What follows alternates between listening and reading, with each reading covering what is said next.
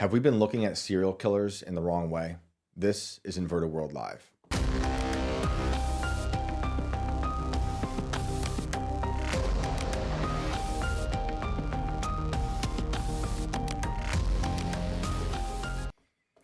It is this show's 1 year anniversary. That's crazy. Happy anniversary. That's crazy. It's been 1 year, huh? Yeah, it's been 1 year. I can't believe it. That's a full normal year? Look how far we've come. A normal year of 365 days? I don't know if I'd say normal. That doesn't feel like a year, honestly. Yeah, it was Mother's Day last year. We had Tim on the show and kicked off the party. Wow. Of Inverted World. I remember when we came to look at the studio for the first time, and it was a solar eclipse. Oh, yeah, Remember that's that? right. And it Yeah. happened like while we were in this room, and everything just got like slightly darker. It seemed like a perfect way to start this Of course. entire thing. Well, that's crazy. Yeah. It's been an awesome year. So thank you to all the guests we've had. We've had some amazing guests. Some of my favorite people have agreed to come on the show. And I'm thank you to the blessed. callers, too, for The calling callers, the callers are great. People who've sent in stories that I just read. Everyone who's helped make this show so much fun. I'm really, really grateful for that. It's been a crazy year, and we've talked about so many crazy stories from the past and from the present. And a lot of the things we talk about, I think, gear us up to what's going to happen in the future. in. And the spirits have come to love us, I think. For now, I better knock on wood. I'm gonna knock. This is a coffin right in front of me, everyone. So it's for Micah. Yeah. It's for my, or it's a Yeah, particle well, board good coffin. Yeah. But we got Austin back. Last time he was here with Jose, we were planning to talk on one thing, and then I was like, wow, Waco just happened, like the anniversary for Waco.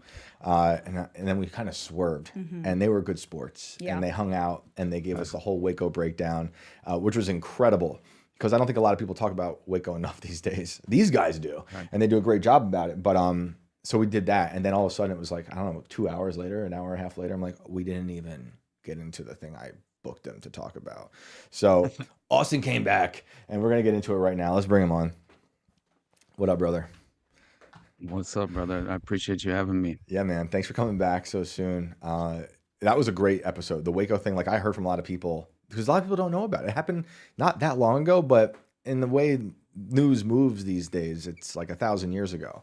But it's a very important story. So, but what we were going to get into was this idea of serial killers, the Patsy stuff, and maybe there's another way to be looking at this phenomenon.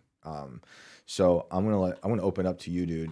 You are Awesome, the man. researcher here. The floor is yours. I thought you were going to say you are the Awesome, serial man. killer here. So. Yeah, this is an intervention. We know what you've been Right. doing.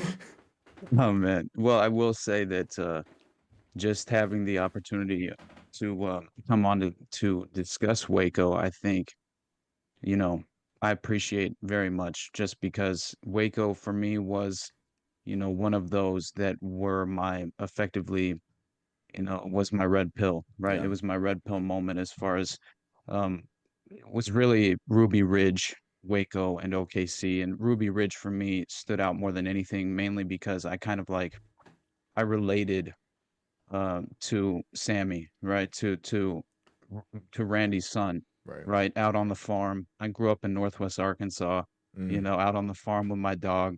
My dad's a truck driver. My mom was a horse trainer, and just like it definitely, it was something that, listening to and reading about what had actually occurred, from their point of view, and how Stryker, their dog, was shot in the back after running playfully up to the federal agents and prancing around them.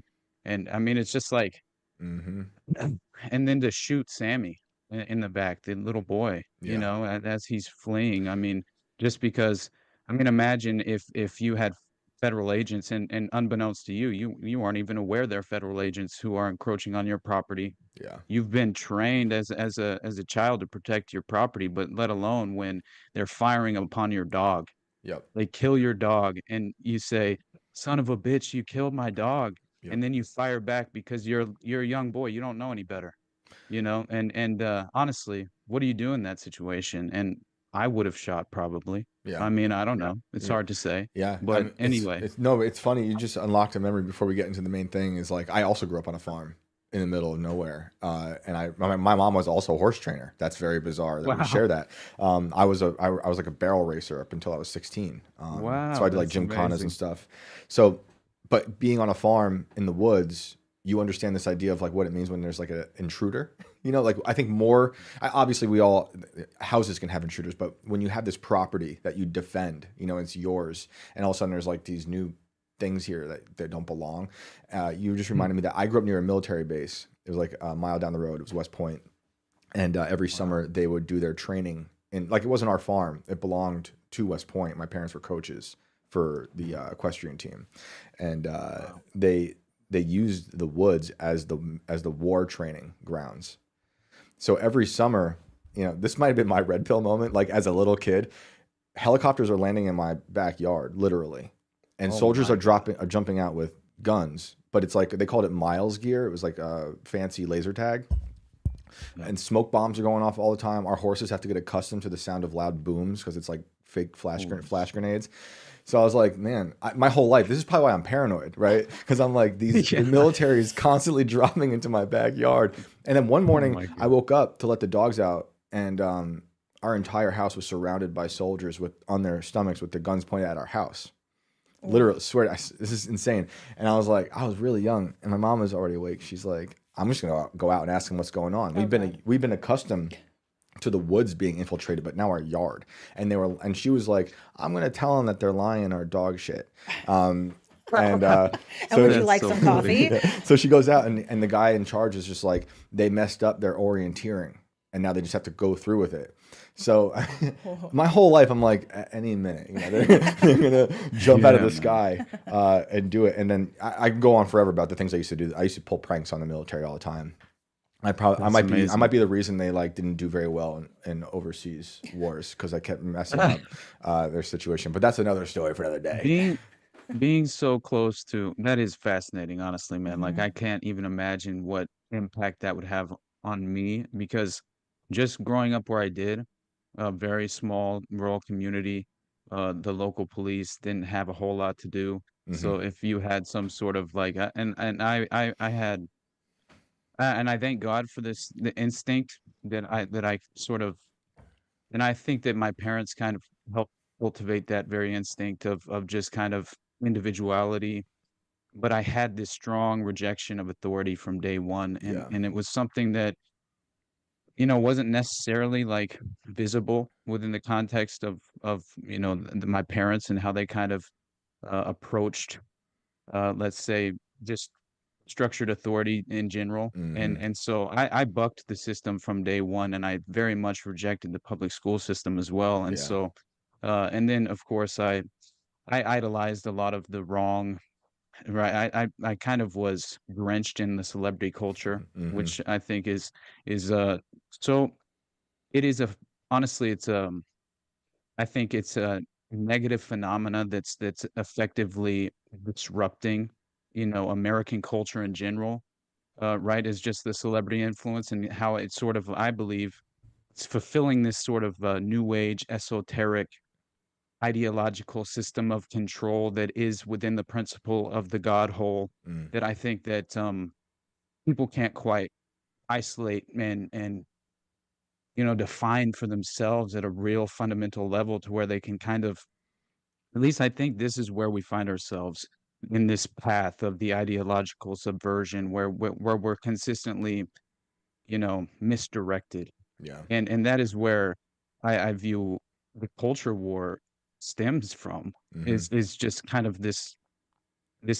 cultivated duality that's really deceptive in nature inherently and designed for that very reason, I think, to effectively pit us against each other within this unfortunate framework of the current structured system.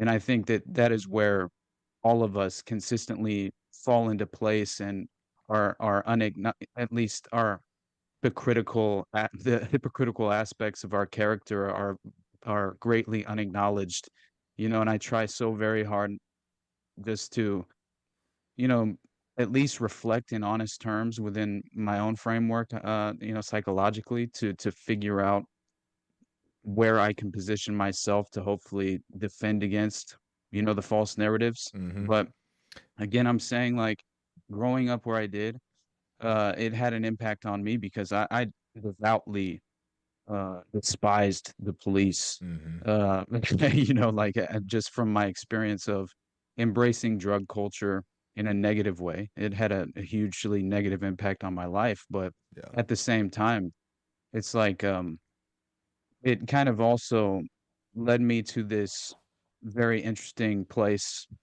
philosophically, where I'm ultimately grateful that I went down this path because Mm-hmm. it helped me realize the the current state of the justice system, right? And the excruciating details and aspects of that very much prove out to be effectively, you know, it's really a system that protects predators and punishes victims more often than you would think. Oh yeah. And yeah, and that's something that, you know, it's just undeniable at this point, right? And to witness the level of federal cover-ups and how they've been facilitated throughout some of these various scandals and extraordinary historical events, like, let's say, I always remember the Finders cult because of Ramon J. Martinez, the U.S. Customs agent, who kind of blew the whistle until CIA stepped in and effectively removed all the evidence and either destroyed it or gave it back to the Finders cult. And Wow. that's a very strange story, by the way, obviously, because I think there are deep ties to the intelligence community, and I think that this was effectively a child sex trafficking operation where they were Mm. legitimately auctioning off children as well. If you listen to what Ted Gunderson has to say about all of this, like, Ted Gunderson has a very interesting statement in regard to the finders.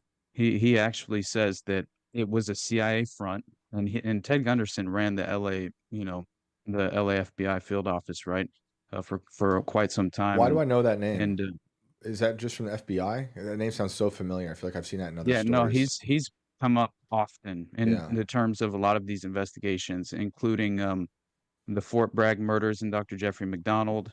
Okay. Definitely he was involved in interviewing, he became a private investigator after his days in the FBI. Okay. And he claims that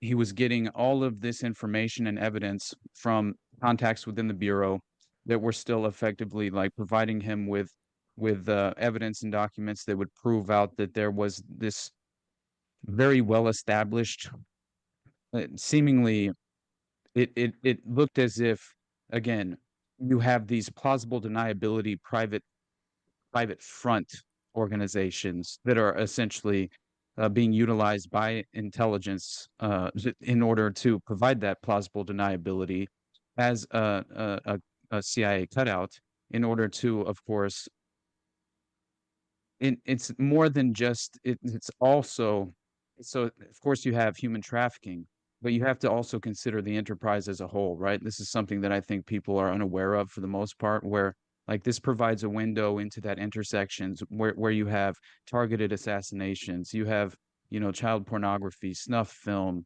or organ harvesting, Right. uh, you know, prostitution, It's and like the and dark drug web in the smuggling, real weapons world. smuggling. The dark web Yeah, in the like exactly. pre-dark web, real world, crazy stuff. Absolutely. And Absolutely. you said you were going to say And Gunderson was going to say that the CIA that was a CIA front for sure. absolutely, yeah. So, and by the way, that there's direct evidence of this. I think Athena Veronis is a very great kind of key prominent individual who provides a direct connection to the intelligence apparatus. But again, he says, Ted Gunderson describes the finders as a CIA front established in the 1960s. Members specially trained government kidnappers with top clearance and protection in their assigned task of stealing children, torturing and sexually abusing them, sometimes involving them in satanic orgies, bloody rituals, and murder of other children with the slaughter of animals, which he's 100% right. This is all proven by, New York. There's a NYPD detective, James Rothstein. He's a very interesting resource. He had ties to military intelligence. Actually, he was the one who he was the one who arrested Frank Sturgis at Marita Lorenz's apartment when he was on his way to assassinate her. Wow. Yeah, and Wow. Frank Sturgis tells him, so he gains Frank Sturgis's trust while he sits down with him. Well, first of all, he's hiding in Marita Lorenz's apartment waiting for Sturgis because he gets a tip that Marita Lorenz is going to be assassinated today. And so, and again, Marita Lorenz, right? Her father was a Nazi SS U-boat captain. Right. Paperclip vibes all day long Oh is the yeah. first thing I'm thinking. Of And then course. what happens instantly? She comes over to the States and effectively becomes a child spook, Mm. honestly. Hmm. And inevitably, she's wrapped up in the CIA's operation to assassinate Fidel Castro, and they send Marita Lorenz to Cuba, and she falls in love with Fidel, and she Wow. inevitably becomes pregnant and then wakes up no longer with child, Really? really. And then she's brought back, put into a CIA safe house, and she claims that she witnessed Howard Hunt, Frank Sturgis, and all the usual suspects convening in these CIA safe houses and black sites, where they were planning the Dallas operation. And she actually said that she rode with them across state lines to Dallas to take weapons for the operation as well. Before the CIA pilots like Tosh Plumley and Barry Seal allegedly were the pilots who piloted in the kill squads to Dallas that day. And so you had multiple Holy kill teams crap. that were stationed. One was at the airport, and one was at right. And so you again you have the triangulated fire, which is perfectly staged, which had already been exposed as the obvious playbook from the Chicago and Florida examples of the Hmm. plots gone awry, Yep. Wait, how where they how already pregnant had a what patsy. how pregnant was she? Do we know? Oh man, honestly I don't remember, but I do know that this is 100% the story Are from you Maria Lorenz, questioning? which is one of the crazy. Are you questioning Yeah, it like the is. timeline of her pregnancy? I'm just questioning, like, was it an abortion or was it like they took the kid?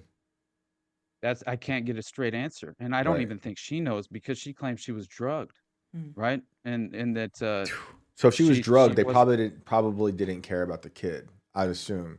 And maybe they wanted I to get wouldn't. rid of the kid. Or they wanted the kid and now the kid is someone in the world, like It's probably Trudeau. ah, that's right. Sounds That's right. You stole it from. I'm That's. I just was just gonna say it. You read my mind, Austin.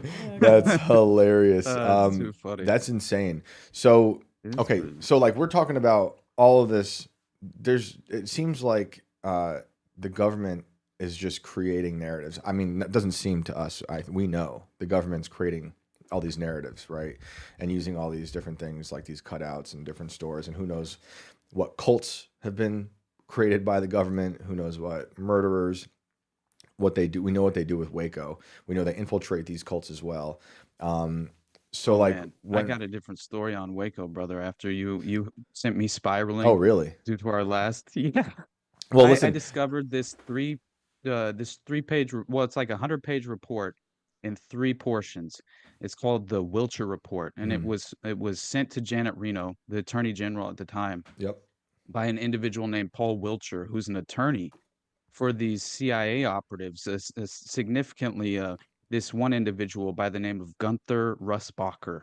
All Mm, right, and this guy was apparently a covert CIA operative running black bag operations domestically, and was brought in on first of all, Navy SEALs tipped him off on uh, what truly apparently happened at Waco, transpired at Waco. mm, And this is an entirely alternative theory that was presented. And but beyond that, it's interesting because Paul Wilcher reaches out to this individual operative, Gunther Russbacher, whose life is in danger apparently at this point because one of the members of his covert operational team had essentially began to blow the whistle, and it was against his orders at the beginning of it. I forget the actual excruciating details of it all because I'm new to this thread of mm, information, but it's all so fascinating and to me seems very credible. And within also within just sort of the concept of plausible alternative theory, to it does fill in some very significant holes that make more sense to me mm. now with this kind of benefit of hindsight, obviously, in this newly found information. But the point being is that this individual, Gunther Russbacher, this covert operative, had apparently Paul Wiltshire, by the way, this who became his attorney, who was apparently a part of the October Surprise Task Force, right, with George Bush Sr. and the hostage crisis, Yeah. and so all of this had to do with Iran Oh. Contra. That's what this all boils back down to, and I think that once you realize like Iran Contra ties into like the whack and hunt um, um, uh, whack and hunt perm index, right? These private organizations in the private sector that are clear cutouts for the CIA Can you and describe what those intelligence things are apparatus. real quick? Do what? Can you describe what those things are that you just referenced? Yeah, Whack and Hunt is such a crazy organization, honestly, because if I didn't even realize until I started covering Omar Mateen and the Pulse nightclub shooting, and Yeah. I also, dude, it's crazy, and I Yep. found out that apparently, when it boils down to it, on the Cabazon Indian Reservation, there was this. So keep in mind that you know, Whack and Hunt, right? This private security contractor. It's very interesting because they got this huge contract, right?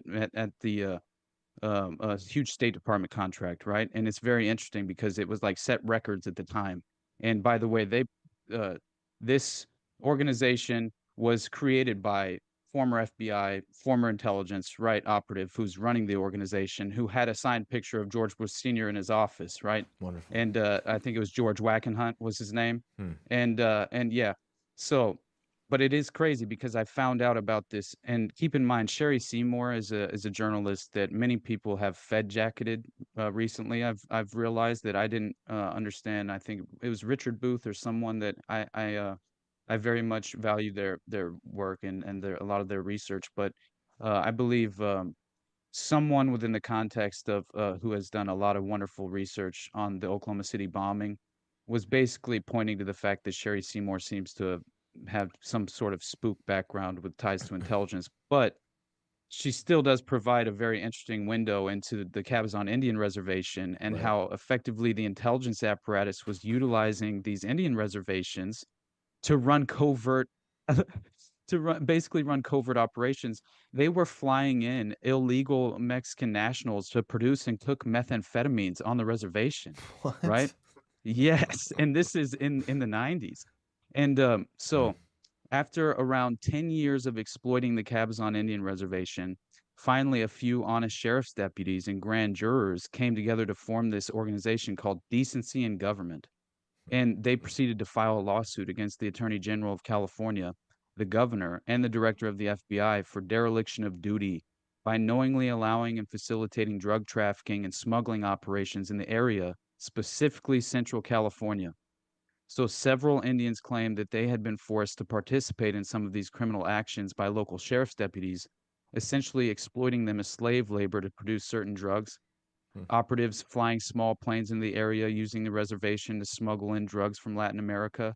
So that's another aspect of like with Fort Bragg, they were smuggling heroin from Thailand, and they were just it was called the Cadaver Connection, and they Wow. were apparently through the coffins of dead MPs, they were actually putting they were it was basically bagged up heroin that they would put into the cavities of the MPs, so it'd be in the body themselves, Hmm. and they would have a specific tag on those caskets that were actually and they would be met right at with by For the what covert purpose? Like, operatives. what were they doing with it? Were they infiltrating some other gang or something with this, or just They were they unleashing were it? using this heroin to legitimately just smuggle it domestically throughout the US using compromised narcotics investigators from specifically the Fayetteville, North Carolina Police Department. There was a huge section of the narcotics officers who were definitely compromised and working hand in hand with the MPs at the time to effectively run this covert domestic smuggling operation, utilizing again local chapters of cult organizations like the Process Church was actually directly affiliated with this at Fort Bragg. As far as the Helena Stokely was, it's a crazy connection, but So, she's a criminal informant. and Okay. she exposed a lot of this. And effectively, Prince Beasley was one of the detectives in North Carolina at Is the this a time, money? Is this a and money making scheme then, or is it well, like I a think not government only that, project? but I mean, consider what inevitably occurred was they were ratcheting up the private, prison and industrial complex as Mm-hmm. well. And so it's Mm-hmm. really a layered operation where it's kind of like the state just it's another window into what the state does best, right? The self-licking ice cream cone, Yep. justifying its own existence. Right. And in reality, obviously, they are to blame for the fentanyl crisis as well, right? Oh, You look at 100%. cartel land. I mean, 100%. they've been working hand in hand with the cartels to manufacture and not only bring in Chinese fentanyl for how long? Yeah. I mean, what about Operation Fast and Furious? Like, Exactly what I was you just know, thinking. Yep. When you're talking about bringing drugs in, I'm like, oh wow, it's like the way things we do with guns into Mexico. But Obama had no scandals, so I don't know what that is. It's his like, fiction. man, I'm um, telling you, brother, it's so wild. it's So like, okay, so now we can see that's like a window into these operations, and like you just said, it's kind of it's terrifying. The web, because it's not just a money making. It's not just so this guy can make some money. He's getting some cheap heroin in the country. It's then like they throw it into the communities, get people addicted, then they fill the prisons, make the money off the prisons, and then they got slave labor.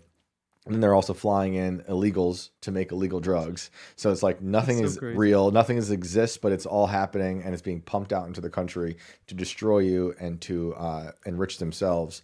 So okay, Right. when it comes, there's a part of me that's just like I'm gonna avoid the serial killer topic forever to do this every time you come on, where like we're just gonna talk about one thing, but I'm It's what just. I just did to Nephilim Death Squad too, dude. Like, unfortunately I go and then they're like, "Hey, you got to come on and do a part 3 now." That was I'm like, perfect. "Hell yeah." Yeah, it's a good scheme, dude. So the serial killer thing is fascinating. 'Cause so when I got into the room, I was a little late. You guys were talking about these horrific crimes that we touched on a bit last time you were on with Jose.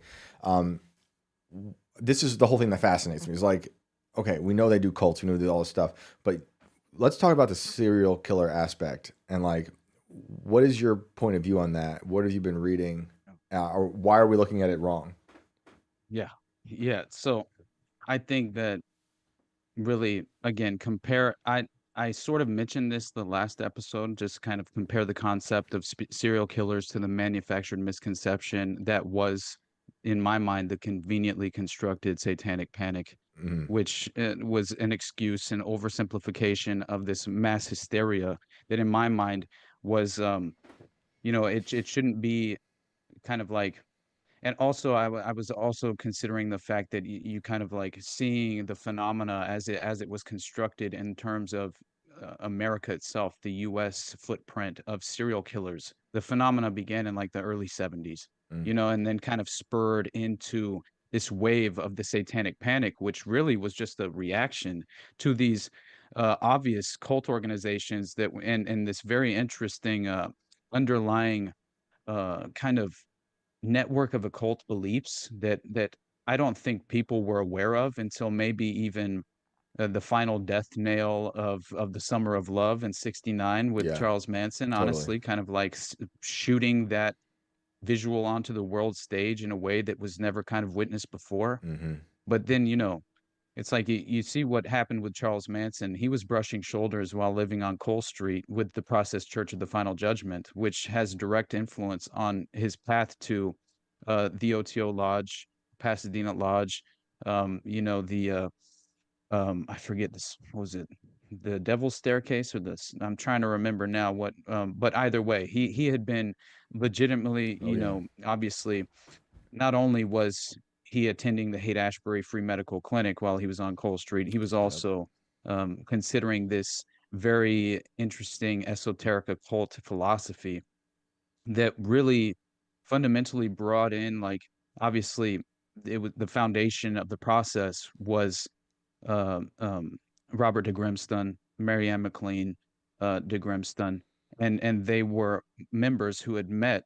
They were members of Scientology who had met while they were. Uh, they apparently knew L. Ron Hubbard personally, were very good friends and close for a time, Hmm. which to me, instant red flags because I believe L. Ron Hubbard is an intelligence agent. I Yeah. think that Scientology itself was constructed to be this sort of um, interesting, front within, at least for the intelligence community, within the context of established religious structures of some kind, right? Why And I are all the think that remote viewers Scientologists? exactly, like, and honestly, it's worse than that when you think of like the psychic warriors or whatever, the men who stare at goats, right? When you Yeah. you look Yeah, into yeah, what yeah. they were actually, I mean, all of that played into kind of those psychological warfare techniques that they implemented Mm. at Waco, right? That we discussed as well. So Tom Cruise is a Which, Fed.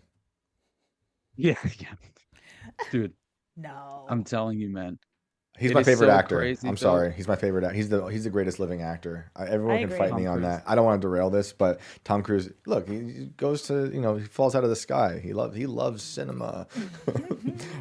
I will say that did you ever watch Magnolia, that Paul Thomas Yeah, Anderson Course. dude, film? of Oh, course. so good, right? Dude, That's my favorite Tom Cruise role of all I, time. He's I'm such a piece of dude, shit. yes, dude, I don't care. Like, he can do whatever. He can be a Fed for Scientology, but like Magnolia is amazing. Vanilla Sky is one of my favorite movies. Cocktail. Yeah, like he can make weird movies and great Eyes movies. Wide Shut. Yeah, I Eyes mean, Wide What's that? Shut. Like, come on now. He might have killed Stanley Kubrick. I don't know. As a Fed, getting back for the moon thing. But all right, right, back to Manson and the Process Church and all this stuff. right. He's brushing shoulders Yeah, with all these people. He's being yeah, and keep groomed. in mind, you know, he claimed that it's a crazy story as far as Manson's connections to the process, especially if you consider kind of the process church connections to what played out inevitably 6 months later. What was 6 that? months after the Manson murders were the Fort Bragg murders, right? And the murders of Dr. Jeffrey McDonald's family, and Wow. and they mimicked it. It could have been a copycat crime if you want to say that, but it straight up mimicked that of the Manson murders. And so, even chanting, acid is groovy, kill the pigs, Mm-hmm. right? And that was what Helena Stokely was chanting while they were in their official initiatory garb for the local chapter of the process, Oh wow. because it was actually a layered operation. They were going after Jeffrey McDonald because he was he was disrupting their heroin trafficking operation, because one of the key operatives was the local chapter's leader and the high priest of this process organization. And he apparently, they called him the Wizard with two Z's, something like that. Sick And rap yeah, name. and so he and like three others, including Helena Stokely, went to Dr. Jeffrey McDonald's residence, and you have so many witnesses who saw them in their initiatory robes, carrying candles, neighbors who claimed like, "What the," Mm. and told the authorities, but they clearly were attempting to cover it up from day one. But they went in, and it was a fertility death ritual as well. So it was not only, because they were practicing black magic, which is, you know, it's malevolent in nature. I mean, that's what it truly is. And the it's that's what I think people are under aware of, is that there are truly, you know, as in terms of what they believe, there are people who legitimately, right, Mm-hmm. actually d kind of practice this belief system in a very real way.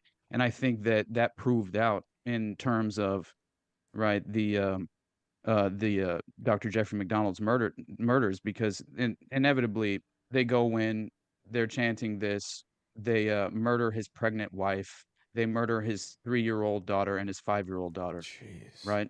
And they beat his ass, like to such an extent to where like he had suffered just horrific injuries, that it was obvious that he had been stabbed. His lung was entirely Mm. punctured, and one of his lungs was like 90% like ineffective, right? Not Horrible. functioning. And and yeah, all he could tell them was like at least the first authorities who arrived on the scene was like, just like, fucking don't look at me, man, like take care of my family. Obviously, like, I forget what he said specifically, but that was one of the first things he said, basically. But it's one of the craziest stories ever, and it's very obvious because someone had actually made a call from his residence during the time of the beatings, and there were Hmm. multiple men who were involved, who were beating Dr. Jeffrey McDonald at the time, And so again, it kind of led to this very interesting where because the original basically the original litigation was all done within as far as the court hearings were all effectively kind of done within the construct of the military itself, right? They Mm. had military hearings, and then they ruled in favor of Dr. Jeffrey McDonald. He was entirely innocent. And then it was interesting because one of the prosecutors went private after this and basically made his personal career off of Dr. Jeffrey McDonald and started pursuing litigation against him personally years after the fact. Mm. And it very much seems as if he was made the patsy because he was attempting to potentially blow the whistle on the heroin trafficking operation that was being conducted throughout, because So, also members of the cult had overdosed on heroin, mhm. and he was moonlighting at another hospital not too far from Fort Bragg, and they brought these heroin addicts in, or at least two heroin addicts brought in someone who had overdosed, right? And he saved their life, but he had a policy with the nurses to actually report this at the time, right, to the Mm. authorities Right. effectively. And so that is what happened. And in essence, he they it resulted in charges and jail time. And so apparently he was viewed, as far as his actual character and reputation at the time, they viewed him as the golden boy, is kind of how he was referenced as well, as far as the military authorities even.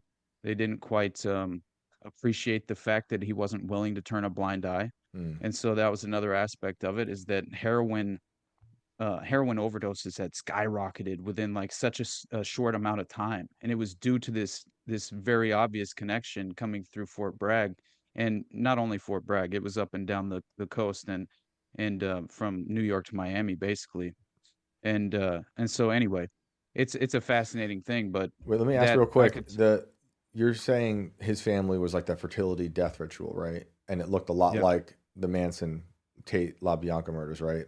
So then yep, is it fair to say that what the news might report on being a copycat murder might is actually the government using that as a veil, as like a, you know, a mask to be like, oh, exactly. it's not, you know, obviously it's not us, it's people doing a copycat. But Manson, actually copying Manson would be copying the government, Right, uh, exactly. because it's MK Ultra That, system. I'd like to add right. that he was raised on Long Island, Who was? Jeffrey McDonald. Oh, really? Yeah, Interesting.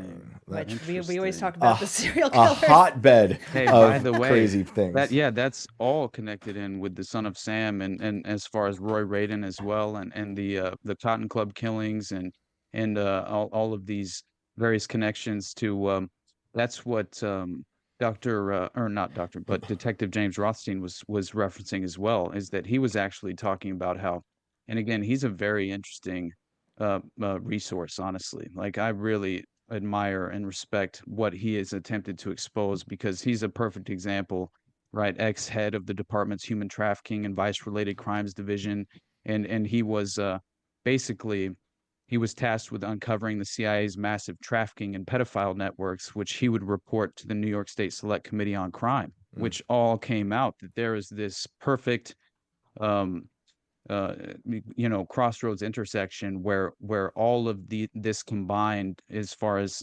you have this combination of intelligence, these occult cutout organizations, and you have organized crime, obviously syndicates who are directly involved. That's why I think that you have the Chicago mob directly tied in with Dallas so heavily mm. in terms of what was carried out in the JFK assassination. Well, I discovered that John Wayne Gacy is completely affiliated with the Chicago mob. Wait, tell Paul us about that. Bonacci, Tell us about that. who's okay, man, John Wayne Gacy is honestly one of the craziest stories that I've ever been exposed to, and I just recently discovered that apparently he's not only affiliated with um for one, I think that he has very deep political connections. That's kind of where he comes from. He claims to have been trained on this interesting site as well, Hmm. which brings in Ed Kemper.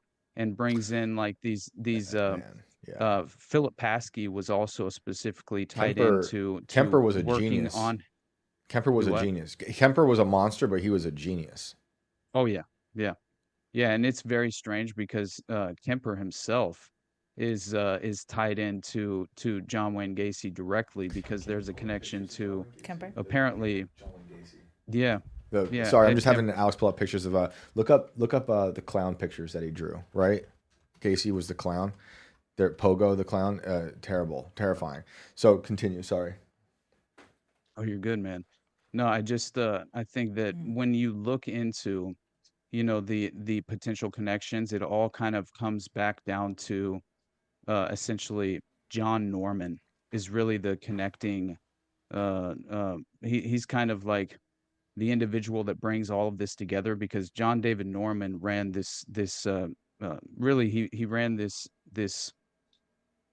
the pedophile underworld was really like essentially coming from like we have members of the finders who are ordering children from the Odyssey Foundation, which is being propped up by John David Norman. Mm, And even after he goes to prison, he changes the name of the operation itself and basically creates the Delta Project, right? And this is such a crazy interesting story there because Delta Project clients apparently there were indications that some of the perpetrators of the Franklin scandal were also clients of the Delta Project. And so mm. you have the Franklin scandal, Finders, the Atlanta child murders with Wayne Williams is also tied into Yeah. this as well because you have the snuff films being orchestrated through the production companies in Atlanta.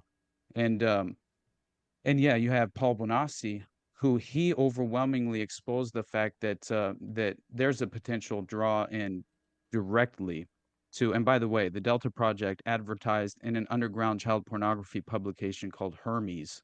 All right, Mm. and this all connects into North Fox Island as well, which is Francis Sheldon and his network. And I think people need to realize that that ties in the Oakland County child killers or killings, which is Jacob Wetterling, Mm. which is another one of the paper boys that was abducted around the same time as Johnny Gosh, Oh yeah, who dude, the apparent Gosh story is yeah, insane. right? Yeah. So So where this so you're saying these some of these intersect with what Gacy was doing, absolutely. and Yeah. what so you're s- are you- so you're saying like that phrase is like scarred in my brain. He would purchase kids or help because like I forget what how he got his victims, but Right. what were Yeah, like what was the so connection between him and these places?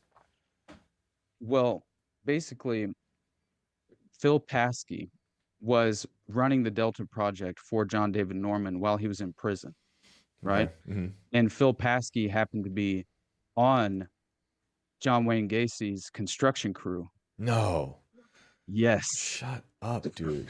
And by the way, this was all affiliated with Dean Corll out of Houston, who was also procuring and abducting children for John David Norman's Odyssey Foundation Jeez. and murdered up to what, 28 Oh children? my And goodness, and yeah, so that dude. would and he's a serial killer allegedly, Right. which I mean, obviously he was definitely involved in killing some of the children, Right. but it's, the point being is that these are more now, they're obviously sadistic sociopathic maniacs that Yeah, of clearly have course. no qualms about committing murder, but Right. at the same time, I think that there's more happening here because John Wayne Gacy as well as Wayne Williams in Atlanta, they both showed signs of multiple personality disorder, right? They had entirely different personalities that they were referring to that the courts just minimized and rejected as being, viable in any sort of way in terms of, assessing the credibility of them acting alone, Okay. right? And then, So the yeah, theory then is that these people might, some of these serial killers might not be what we've been told they are, but in fact, they're like a vessel for people to blame and take be held accountable for fake accountability, and then they go into jail. But all these other people who actually used did all these other things, they just throw it on to someone like Gacy, is the right. theory, right? And so that reminds Ex- me of the Long Island serial killer, something we talked about on this show. A lot of the theories in that case was like, it might not be that suspect they have right now in jail. He might be a part of it, But there were so many strange intersections in that story with like super corrupt and violent a sheriff, like an insane person, and a lot of high profile people. The suspect in prison right now, who they say is the killer, is was a like a high profile architect. Like he had Wow. major projects in Manhattan. He does look scary, Wow. I'll tell you that. And then another thing, one little thing about Long Island, real quick, is they have a lot of serial killers in that little area. A lot. They also created Lyme's disease out there. It's a salt water. It's Uh, Fire this is- Island. yeah, Fire It's, Island. Like, yeah, yeah, the Montauk Project. Mhm. Weird place. But that is a very interesting thing that we, as in the government, might be using certain people as a shield to cover things. Absolutely. Are there? And And this is gonna be a tough question that is gonna be almost impossible to ask, but I'm curious what you think about it, or impossible to answer. Are there like serial killers out there that you think are just not connected to this stuff? That you're just like, or is it impossible now to not think that they all might be in some way? no, I'm discovering that it's no, I'm not ruling out the idea that it's possible. I'm just considering the fact that it makes far more sense how you would imagine them getting away with so many of these alleged, let's say just um, how could you accumulate so many victims without actually exposing yourself or overexposing yourself within this frame of time before the authorities connect you to these murders? But it's never actually that they are the sole prime suspect from day one. Effectively, the authorities are always seemingly looking in other directions. Like for the Atlanta child murders, it was all about this list of other potential perpetrators that was then just entirely ignored because Hmm. George Bush Sr. he takes a trip and he visits the governor mansion in Atlanta during the course of the trial Oh and boy. or I mean during the course of the investigation, and Right. he says if you guys can't wrap this thing up, the feds are coming in, right? Wow. So wrap it up. And then the feds come in instantly, and then guess what? Wayne Williams becomes the number one suspect, priority. And all the list of other perpetrators is just hidden out of sight, Hmm. and by the way, Edmund Kemper, I had mentioned him earlier. He has direct ties, right, as far as in the army and He was friends also with the police. apparently, He was dude, friends with the police. his yeah, and his father was in the first Special Service Force in World War II, right? In the Devil's Brigade, right? As far as Wait, oh wow. that Didn't he kill his father? Did Kemper I kill his now I parents? Oh honestly I no, can't remember. I think maybe he he killed definitely his. killed his mother, if I Well, we remember definitely correctly. he did more Yeah, than that. He definitely killed right, her, and then did a lot yeah, more. And then when he was done, right. according to him, the narrative is like he was healed from the bloodlust after he killed and decapitated and had relations with his mother's severed he head. killed his Head, paternal yeah. grandparents He when he killed was his 15 paternal grandparents. Then That he went was it. away. Then and he He came said, later back. and killed I 8 if women. I remember, he had like a statement like he just wanted to know what it felt like to kill his grandma or Yeah. something like that. Ooh. Like it was really Yeah, weird. dude, But he's insane. So like, I just want to say real quick because he's friends with the police, or he was. Um, After he did what he did to his mother, he like went on a little road trip, called the cops that he was friends with, and they all thought he was joking. They were laughing, and he said in the phone call like, "I just did this to my mom. Her head is in the trunk. I think. I think there's even a when he was on probation, his probation officer wrote him like a glowing review while he had another severed head in his trunk. And this is also like a massive man. He is huge. Uh, but he becomes a Fed basically in prison because they're using him to profile other killers. And now with this yeah, theory threaded through that, are you like, okay, maybe they're not just profiling, maybe they're getting information, like the way a large language model scrapes up all the data to become its own thing. Maybe the government, and then Austin, you're making me think about this. Why maybe they astroturfed the idea of true crime into everyone's brains in the past 10 oh my years God, to, to, to stop distract it, bro. us from the fact that Right. the government is actually Ted Bundy. That's terrifying. Dude, I think you're onto something, brother. And by the way, he claims, that there were reopened secret bases for these guys to be trained Whoa. as far as out of Fort William Henry Harrison, just outside of town. And he claims that essentially this is very strange that there's a direct connection to John Wayne Gacy through Ed Kemper, and basically it's through the JCs. All What's right, that? Wait, this what's is that? a youth organization, United States Junior Chamber Hmm. for future political leaders. Oh, That's what it's for, great, which is so crazy. But great. it's essentially John Wayne Gacy. Yeah. He joined this group, the U.S. Junior Chamber, also known as JCs, which is a national civic group, which, guess what? Odd coincidence. So did fellow serial killer Ed Kemper, who belonged to that group as well at the No time, and way. other very well known. And by the way, Gacy was named outstanding vice president of the Waterloo JCs in 1967. And other JCs include President Bill Clinton, Ronald Reagan, Gerald Ford, Richard Nixon, Al Gore, Walter Mondale, Hubert Humphreys, Bill Gates, and Howard Hughes, Charles Lindbergh. I mean, like, Okay. So how many? And then he all claims serial that killers. he joined the JCs while he was at the Atascadero State Hospital, What? which in my mind is like, okay, Hmm. this is after he killed his grandparents. Right. Oh yeah. Okay. So yeah, because he was really young. He was a 15, right? You said 15 when he killed his grandparents Yeah. with a rifle, I think, right? I didn't see that part, but probably. Man. Yeah, Bundy, people forget. Politician. Like he was in politics. I don't know if he was actually voted in politics, but he was in the political world and then just spent his days driving around in a VW bug pretending to have a limp. You know, I spoke to someone who claims to have run away from him out of his car.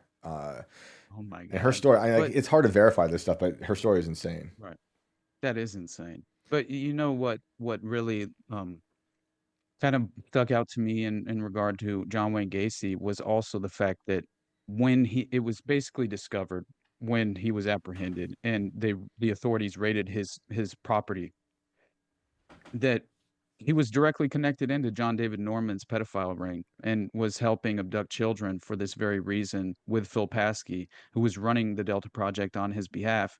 And there were blackmail files on local individuals held by John Wayne Gacy at his property Mm, whenever they effectively raided it. And so that I think is very important because again it draws perfectly into the human compromise aspect of all of this.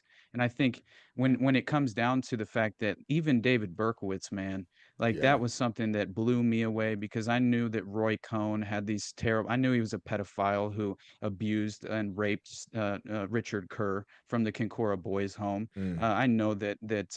Roy Cohn, where's my Roy Cohn? It's just like one of the most disgusting things you could ever imagine.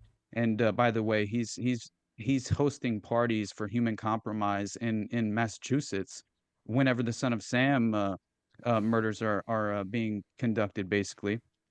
And essentially, what is connected there is basically you have Roy Cohn apparently, according to David Berkowitz, the Process Church was providing children for sex at parties held by wealthy people in Westchester, Manhattan, Connecticut, and Long Island.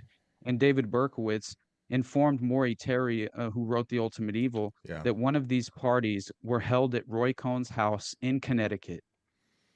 Dude, Two further witnesses maintained that occasionally present at these parties were a Yonkers judge, at least two Westchester County politicians, a high-ranking New York State politician, a celebrated but later murdered physician, a Nobel Prize-winning doctor, and two aides to then mayor of New York City, Abraham Beame.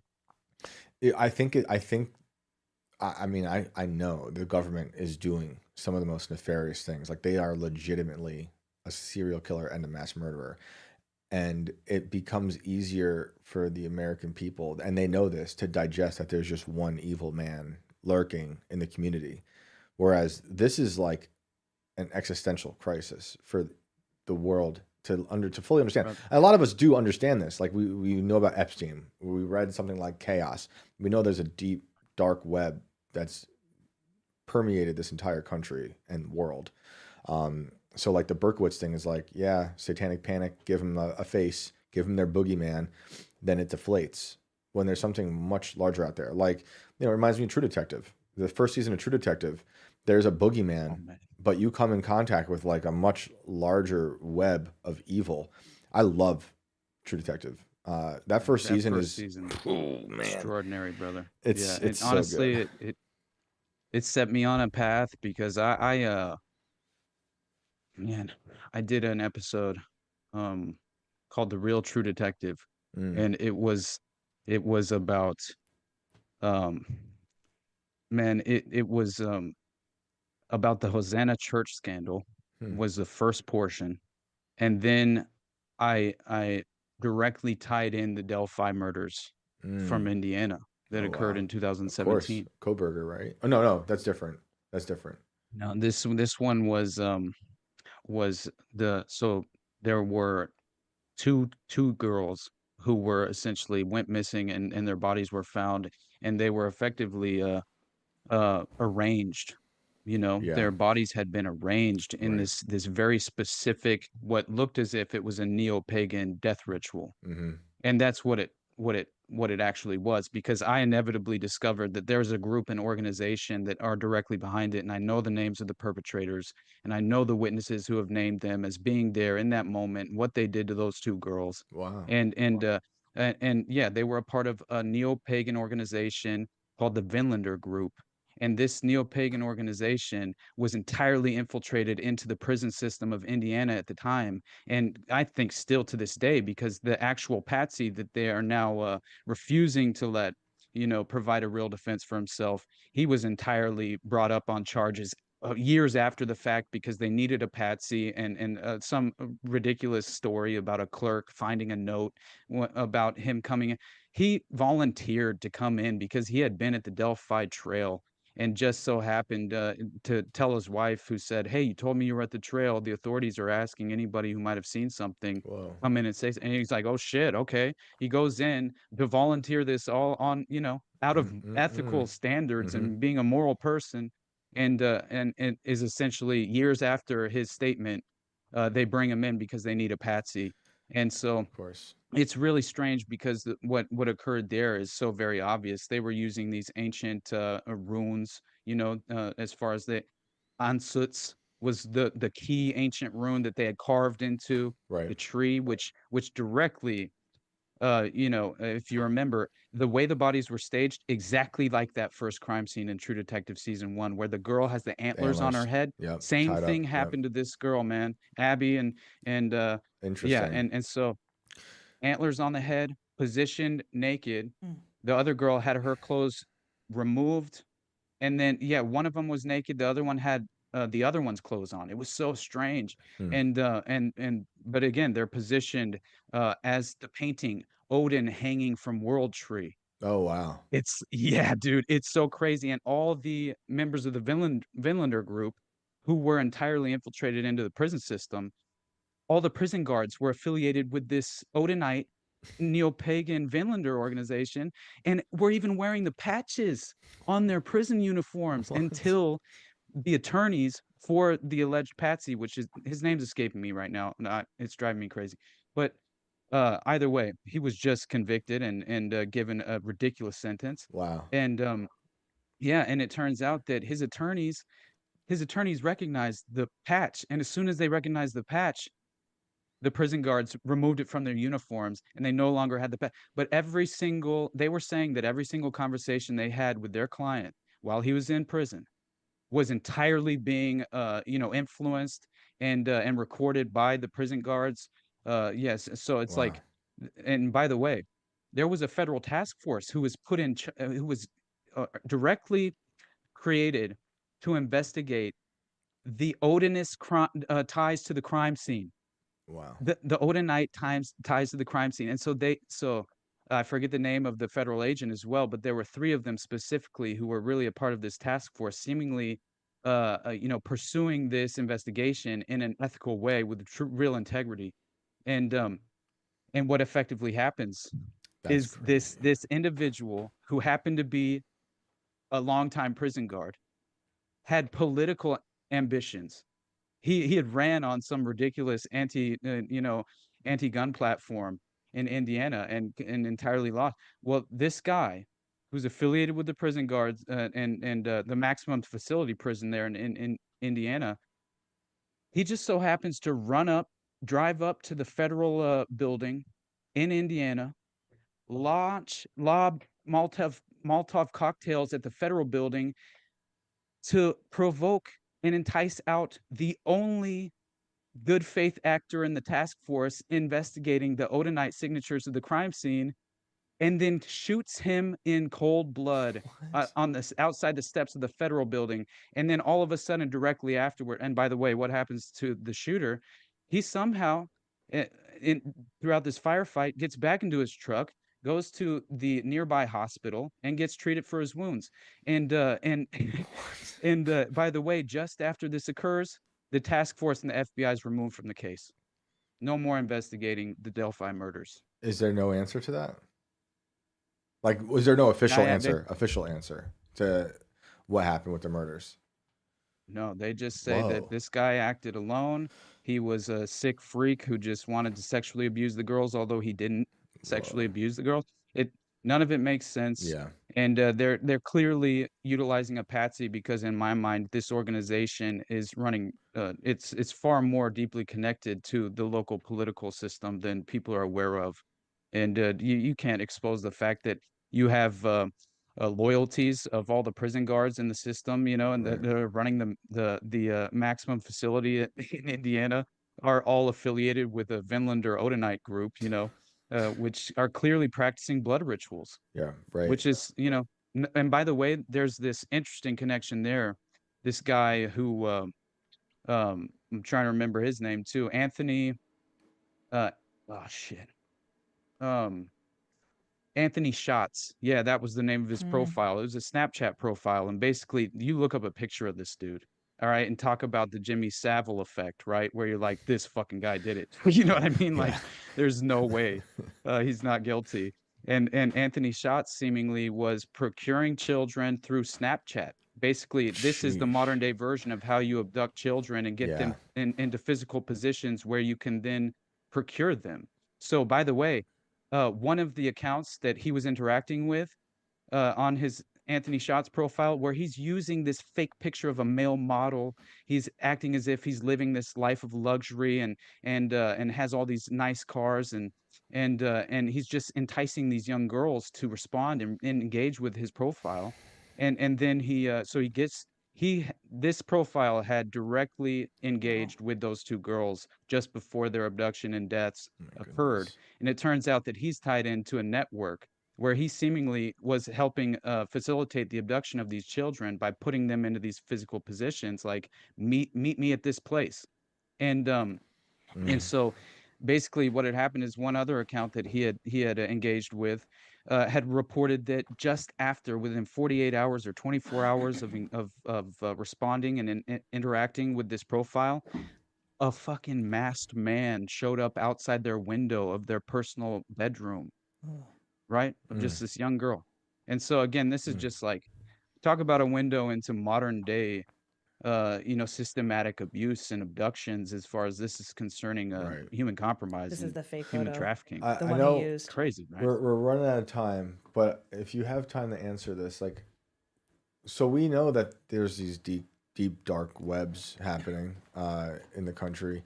Why do you think? Is it purely because the people in charge are just this bloodthirsty? Is it blackmail? Like, where do you think? What do you think is going on? Like, why? Man, it's I think long standing the top currency in DC has been sexual blackmail and human compromise. I Right. do believe that. And I Mm-hmm. think that it's been really entrenched systematically at this point. And I also think that when I covered the Psychopath Machine, that book by the victim from Oak Ridge, um, I just said our current reality is far stranger than fiction. Yeah. And we're talking Manchurian candidates, programmed assassins, manufactured mercenaries, secret government programs, and a careful, systematic assault being waged on the human psyche. Mm-hmm. And then I quoted John Ronson, and I said, the psychopath test, right? Mm-hmm. Suddenly, madness was everywhere. Mm. And I was determined to learn about the impact it had on the way society evolves. Psychopaths make the world go round. Society is an expression of that particular sort of madness. I've always believed society to be a fundamentally rational thing, but what if it isn't? What if it is built on insanity? And it's just I think it's I true. I I mean, I think I believe in the yeah. fall of man, so it actually has been insanity ever since. And the story right after Adam and Eve leave the garden is the brother killing the brother, right? Like it's Cain and Abel. It's just a foundation of corruption and violence. And yeah, it's alarming. And while you were talking about the Patsy stuff and like we were talking about the boogeyman idea, made me think about just everything. We mentioned Epstein briefly, but also like the Diddy stuff. Like Diddy might just be a face for one. He's one small piece of a much larger puzzle, and I'm curious if that trial is going to give us any hints as to anything else. It's like not like once Epstein went away, we didn't really learn much about. We know maybe like Prince Andrew and like there's obviously a lot of people who are involved, but we don't really know clients. Right. At least they haven't given us an official list. I don't believe one exists I haven't anymore. looked into it, but I saw a report that just came. I just saw a report yesterday that said a key priority witness in the Diddy trial found dead. Oh, I didn't see that part. I saw she was missing. Yeah. Oh, I saw And I she was was like, missing. uh-oh. Oh, jeez. Mm-hmm. Yeah. I mean, it's like And there, so it dude. begins. There was a judge looking into one of the bank issues with Epstein. I don't know if it was an offshore account or something. Maybe it was a Chase Bank thing. I forget what it was. But one of the judges involved with the Epstein case, some guy dressed up as a FedEx worker showed up. This is like a few years ago to her house and shot her son dead. Mm-mm. Yeah, Wow. while she was in the middle of it. I remember that. Yeah, dude. Dude, that's a crazy story too. So it's like I You don't know. think an intelligence asset could pose as a FedEx driver? Exactly. Well, they found that guy. Yeah. They found that guy dead. So it might have been a patsy, right? Ah, there you go. It might have been like the whole That thing is we're talking fascinating. about. There's so many stories like this where you see horrible things happen, or as the horrible things happening, you're like, wait, I thought there were two people involved, and all of a sudden now it's one person. Like Oklahoma City bombings got that scenario, right? There's Right. one John Doe number two, I think, and it didn't Mhm. exist, I believe, and there was a mass shooting in Maine a few years ago, maybe 1 or 2 years ago. And there were a lot of conflicting stories about that. The reports were like, we saw two people, we saw one person. That guy was eventually found dead. Then it sounds like that guy was in a mental institution for a while, or some kind of psychotherapy Of situation, course. right? And Mhm. he had heard voices and da da da da. Like, oh, jeez, it's always All the hallmarks, my brother. it's always so close. It's like just one away from an MK Ultra facility, which is why I asked you guys last time we talked about it just a bit, like, how do you even look at the news anymore and not see this pattern? Because it makes us sound crazy to people who don't listen or read to this stuff at all. But you can lay it out and be like, look, I don't know definitively. I don't know anything definitively. But these connections are very bizarre and very Exactly. frequent, and something's going on that Yeah. I can't, I can explain till I'm blue in the face, but we're just I will say small humans. I will say never in my life did I expect to find myself in this position. Um, in any like if my very first episode ever was MK Ultra. It Hmm. was about MK Ultra, and I would have done it much differently now. But at the same time, it's like to see I was I was forced into this line of investigation, dragged, kicking and screaming the entire way, not wanting to admit this as our current realistic power paradigm, but it's undeniable.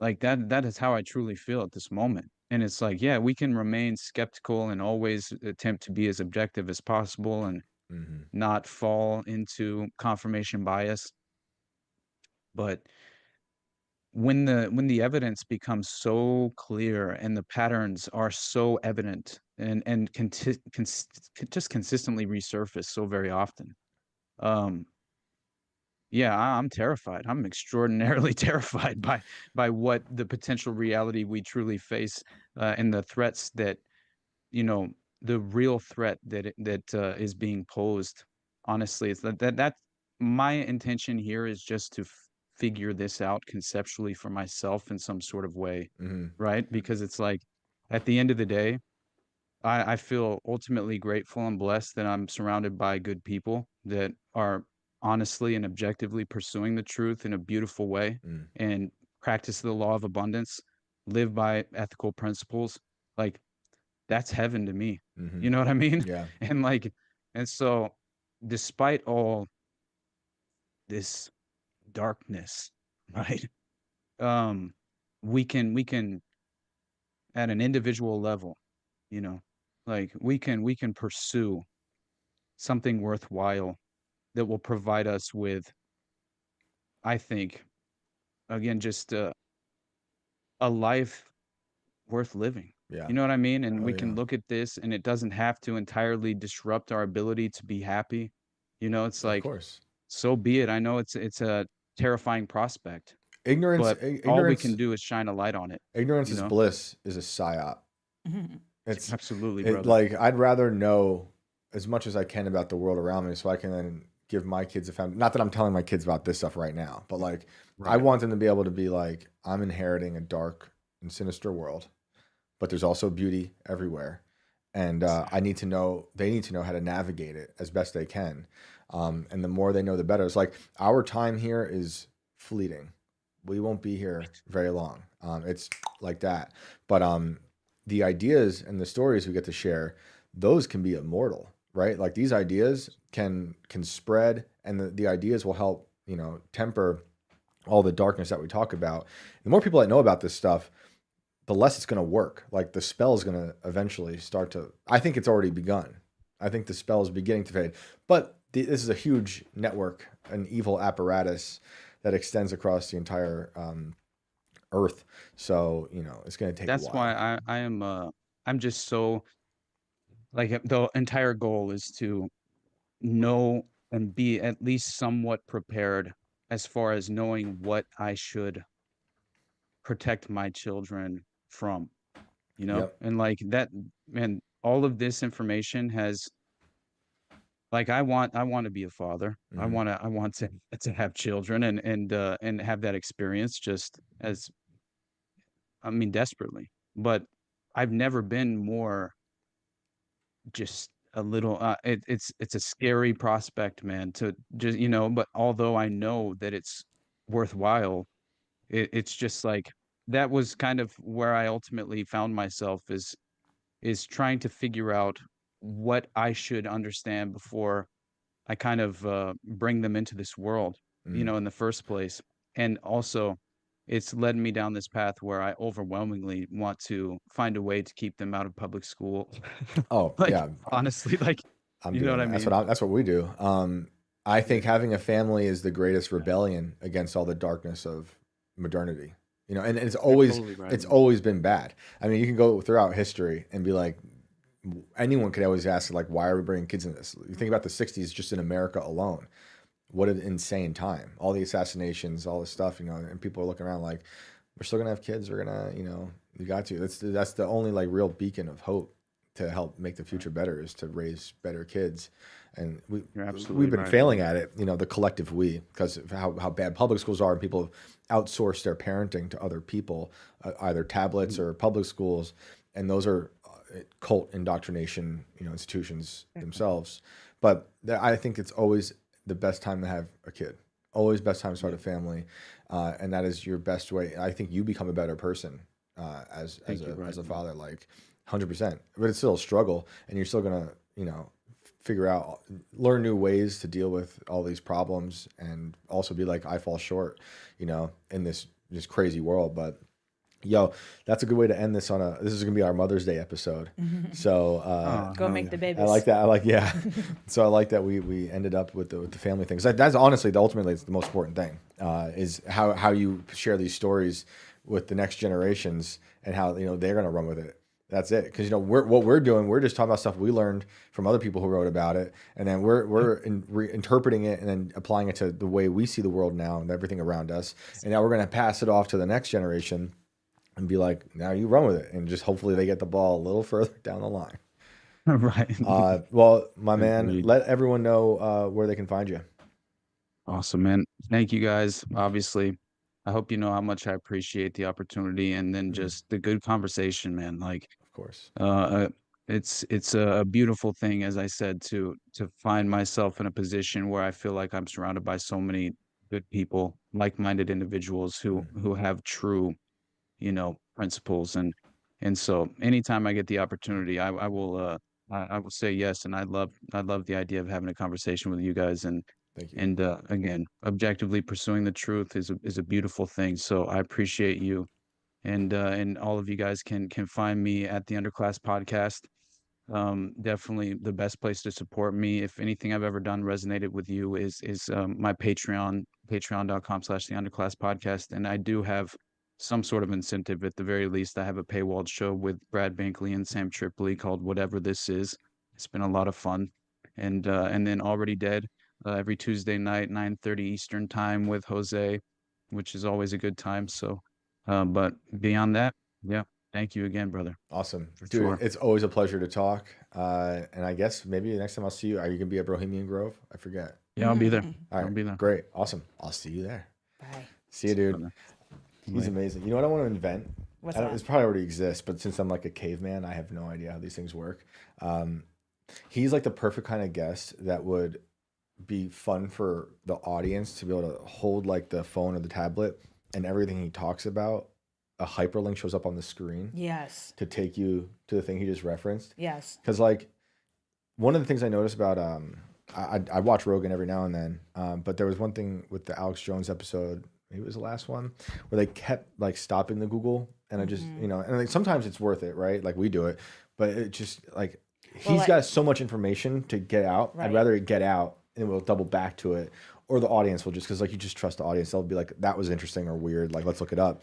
But imagine if you could do that. It might already exist, but We like, might need to bring in AI to have like a chalkboard in the background and I mean, connect honestly, all the dots for us. it's possible. Yeah, right. Could you imagine? But it would be cool if that could happen. Where like one little thing, a passing comment, and link it immediately.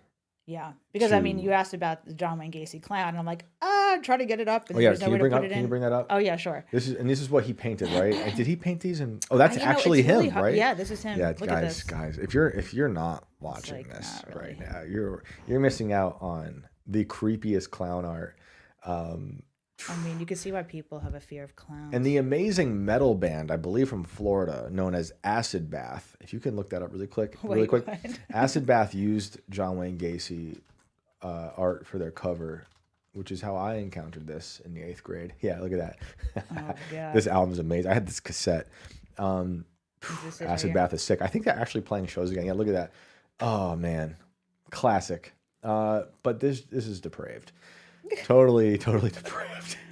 I didn't Disturbing. realize when I was in 8th grade what that was from. I was like, oh, okay, creepy clown. It's way worse. It's way worse. Yeah. Happy Mother's Day. So for those, I didn't say this. I meant to say this in the beginning. This is a pre-record. You probably already No. knew that. Live. But I would have said Happy Mother's Day in the beginning. I forgot. Happy No, Mother's it's Day okay. to you. Happy Mother's Day to you. Thanks. And to you. So we wanted to spend our day with the families, and we came in to pre-record. Yeah. What day is it? Saturday? I Right know. now? Yeah, Saturday. In the year 2000. If you're looking for some Mother's Day movies, you can watch the Dark Web movie that Chris and I just watched called Unfriended Dark Web. The heck is that? It's a movie from 2018, and it basically takes place on a laptop, and it's about this teenage boy who steals Okay. a laptop, and so Okay. he starts going in it and like replacing everything like with his like sign and stuff, and he's Skyping with his friends, and they're Mm-hmm. having like this game night thing. Well, the dark web is involved. Oh. It's really more of like a game, and these people are being set out to be murdered, and what for?